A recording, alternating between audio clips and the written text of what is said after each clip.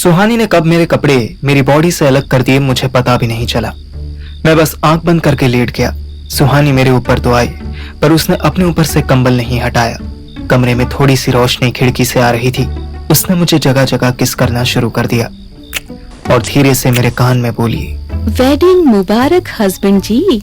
उसने कान में ऐसी फूंक मारी कि मुझे गुदगुदी होने लगी। तभी सुहानी का राइट हैंड शरारत करते करते कहां से कहां पहुंच गया। हाँ, इजी। सुहानी ने मेरे होंठों पर उंगली रख दी। अधर फूट जाएगा।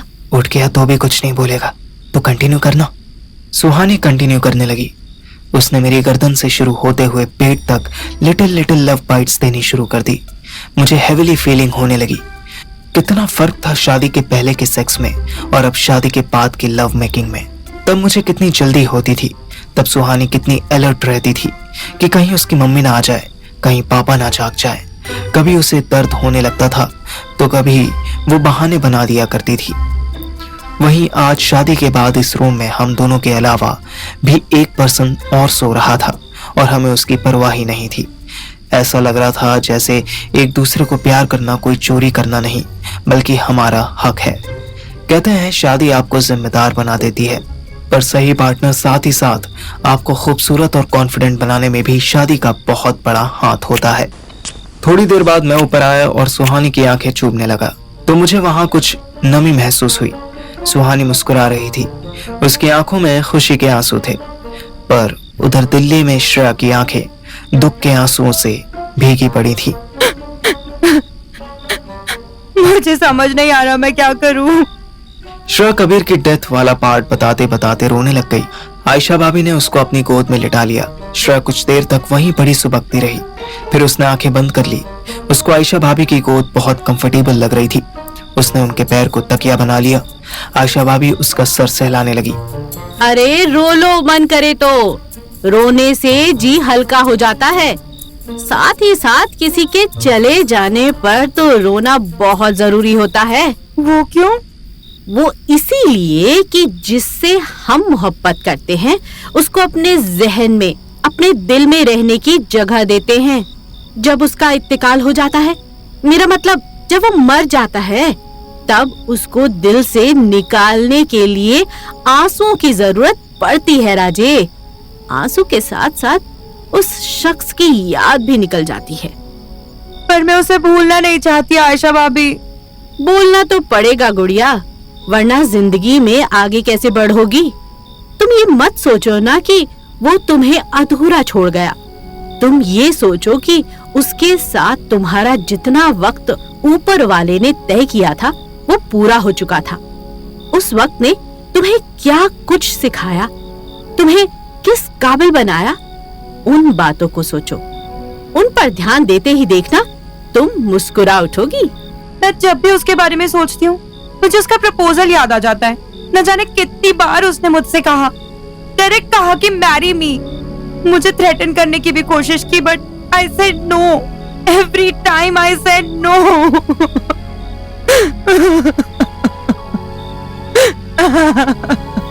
ना ना गुड़िया, पछताओ नहीं।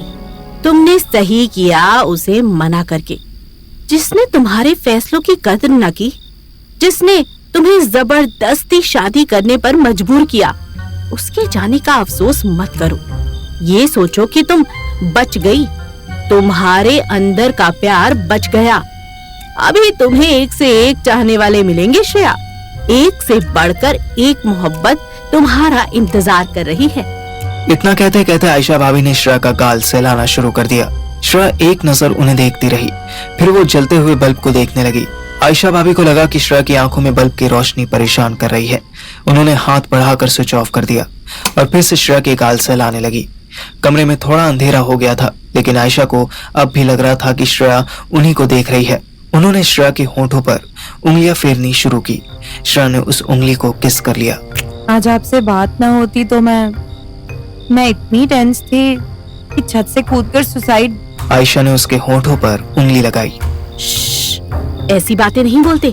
आंखें बंद करो और आराम करो, बहुत थक गई हो तुम। श्रेया ने तुरंत आंखें बंद कर ली। मेरे शोल्डर में दर्द हो रहा है। आयशा भाभी की उंगलियां श्रेया के गालों और होठों से उठकर कंधे पर पहुंच गईं और उसे मसाज करने लगी। श्रेया रिलैक्स होने लगी। आयशा भाभी ने उसके हुडी के अंदर हाथ करके मसाज करनी शुरू कर दी।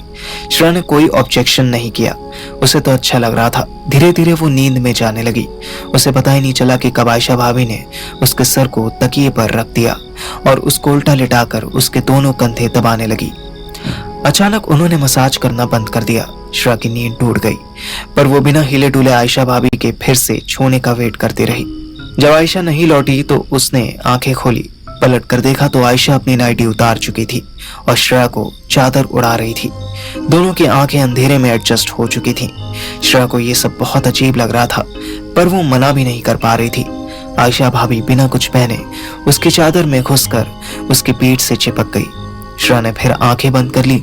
आयशा भाभी उसके गर्दन पर किस करने लगी। श्रेया को लगा जैसे कबीर उसको प्यार कर रहा है। अचानक श्रेया ने आयशा भाभी को रोका, उन्हें पीछे धकेला और उठ गई। भाभी एक सेकंड के लिए चौंक गई। उन्हें लगा कि कहीं श्रेया चिल्ला ना पड़े, पर श्रेया ने बस अपना हुडी उतारा और वापस आयशा भाभी की बाहों में घुस गई। आयशा ने फिर श्रेया को कस के पकड़ लिया। श्रेया बहकने लगी। आयशा के हाथों की शरारत उसे अथर्व की याद दिलाने लगी, लेकिन जिस तरह वो उसकी गर्दन पर किस कर रही थी, जिस तरह उनकी सांसें श्रेया की गर्दन पर टकरा रही थी, उससे श्रेया को कबीर याद आने लगा। श्रेया को ये रात बहुत अच्छी लगने लगी। उसने अपना पैजामा भी धीरे से नीचे खिसका दिया। आयशा भाभी ने इशारा समझ लिया। वो अपने हाथों की शरारत पूरी बॉडी पर पहुंचाने लगी। अगले ही मिनट में श्रेया की बॉडी पर भी कोई कपड़ा नहीं था। आयशा उसे छाती से लगाकर दबोचे हुई थी। दोनों आधे घंटे तक ऐसे ही सुकून से एक दूसरे से लिपटे पड़े रहे। आयशा को लगा श्रेया सो चुकी होगी। वो धीरे से उठने लगी। कहाँ जा रही हो? आयशा एक पल को चौंक गई, फिर धीरे से श्रेया के सर पर हाथ रखकर बोली, अब तक सोई नहीं? नींद नहीं आ रही, कुछ इनकम्प्लीट सा लग रहा है। आयशा हल्के से हंसी। तुम्हें पूरा करने के लिए कुछ है मेरे पास, रुको। बस इस कमरे की सफाई नहीं हुई होगी तो तुरंत मिल जाएगा। भाभी ने लाइट जलाई और एक पुराने गट्टे के डब्बे में से एक और छोटा सा डब्बा निकाला। ये किसी मोबाइल का डब्बा लग रहा था। इसमें से पिंक कलर का एक छोटा सा खिलौना निकला। ये क्या है? आयशा भाभी ने उसमें कहीं से बटन ढूंढा तो वो खुर्र सी आवाज करने लगा। श्रेया ने पहली बार ऐसा कुछ देखा था। What? ये वो है? हाँ, जरा चेहरे तो देखो अपने। तो मतलब आप और अथर्व इसके साथ? ना ना, इसके बारे में अथर्व को भी नहीं पता। मैं अपने घर में नहीं रख सकती थी ना, इसीलिए यहाँ छुपा दिया। वो कभी कमरा साफ करता ही नहीं था, तो उसे कैसे पता चलता कि श्रेया की आंखों में चमक आई। ओह, तो इसलिए आपने अथर्व के रूम की चाबी अपने पास रखी हुई थी। अब इसको कैसे यूज करती हो? आयशा ने उसी कबाड़ के डब्बे से एक छोटी सी ट्यूब निकाली। उस पर ल्यूब लिखा हुआ था।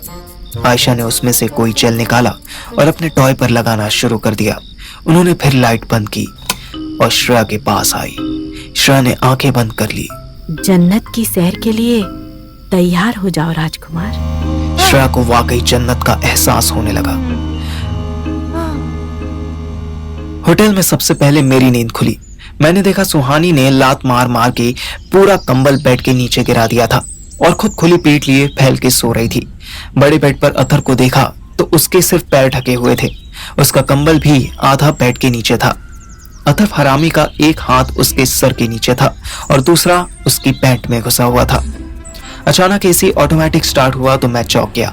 मैंने सबसे पहले सुहानी को कवर किया, फिर अथर को कवर किया और फिर टाइम देखा। 8 बज रहे थे। मैं पराठे और दही का ऑर्डर देकर नहाने चला गया। वापस आया तो देखा सुहानी उठकर कपड़े पहन रही थी। हम दोनों ऐसे एक दूसरे के गले लगे जैसे सालों बाद मिल रहे हों। तभी आवाज आई, अरे यार, अब तो सुबह सुबह मत शुरू हो जाइयो। अथर साला उठ चुका था, फिर भी जानबूझ के आंख बंद के लेटा हुआ था। मैं तो मुस्कुरा दिया पर सुहानी शर्मा गई। वो सीधे बाथरूम में घुस गई। सुहा साले जल्दी उठ, पराठे आ रहे हैं। अथर उठ के बैठा और मुस्कुराने लगा। अबे साले, कितनी आवाज करता है तू, सोने ही नहीं देता। मुझे लगा तू सो गया होगा। अबे मुझे नहीं, अपनी सुहू को। सारी रात खर्राटे मार रहा था तू, और जाग हम दोनों रहे थे। मैं समझ रहा था कि अथर मजाक कर रहा है, पर फिर भी मेरी ब्राउन हो गई। अबे साले, अपना चेहरा देख तू कैसा लटक गया है। मैं कोई जवाब नहीं दिया, बस मुस्कुरा के रह गया। हम दोपहर 2 बजे होशियारपुर पहुंचे तो देखा गुंजन मामू के दरवाजे पर अच्छी खासी भीड़ लगी थी। हमने गाड़ी पीछे ही रोक दी। भाई, इतनी भीड़ किस बात के लिए लगी है? मामू ने फिर से कोई कांड कर दिया क्या? अबे भीड़ का चेहरा देख कैसे लटका हुआ है, और कहीं से रोने की आवाज भी आ रही है।